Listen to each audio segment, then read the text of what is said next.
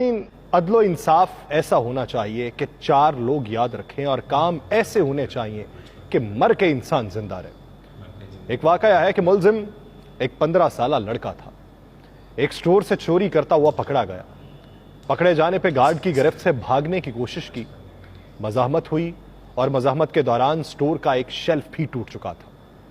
جب اسے عدالت کے سامنے پیش کیا گیا، جج نے فرد جرم سنائی اور لڑکے سے پوچھا کہ کیا تم نے واقعی کچھ چرایا تھا؟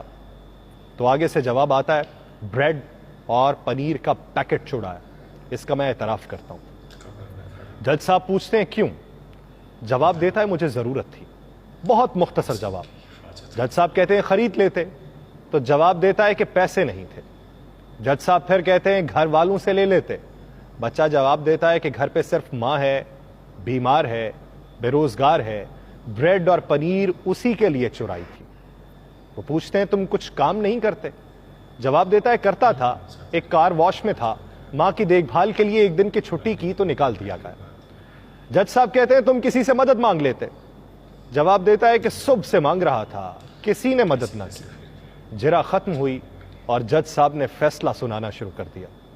چوری اور خصوصاً بریڈ کی چوری بہت ہولناک جرم ہے، یہ جج صاحب کہہ رہے ہیں، اور وہ کہتے ہیں کہ اس جرم کے ذمہ دار ہم سب ہیں۔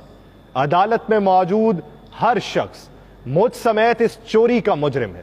میں یہاں پر موجود ہر فرد اور خود پر $10 جرمانہ عائد کرتا ہوں۔ $10 ادا کیے بغیر کوئی شخص کورٹ سے باہر نہیں جا سکتا۔ یہ کہہ کر جج صاحب نے اپنی جیب سے $10 نکال کے میز پہ رکھ دیے۔ اس کے علاوہ ان کا یہ کہنا تھا کہ میں سٹور انتظامیہ پہ $1000 جرمانہ عائد کرتا ہوں کہ اس نے ایک بھوکے بچے سے غیر انسانی سلوک کرتے ہوئے اسے پولیس کے حوالے کیا۔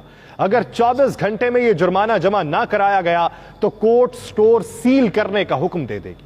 اور فیصلے کے آخری ریمارکس یہ تھے کہ سٹور انتظامیہ اور حاضرین پر جرمانے کی رقم لڑکے کو ادا کرتے ہوئے عدالت اس سے معافی طلب کرتی ہے۔ فیصلہ سننے کے بعد حاضرین تو اشک بار تھے ہی، اس لڑکے کی تو گویا ہچکیاں بندھی ہوئی تھیں اور وہ بار بار جج کو ایک مسیحا کے طور پہ دیکھ رہا تھا۔ یہ فیصلہ میرے ملک کی کسی عدالت کا نہیں ہے، یہ فیصلہ فرنگیوں کے ملک کی عدالت کا ہے۔ شاہ والا کفر کے معاشرے ایسے ہی نہیں پھل پھول رہے، اپنے شہریوں کو انصاف ہی نہیں عدل بھی فراہم کرتے ہیں۔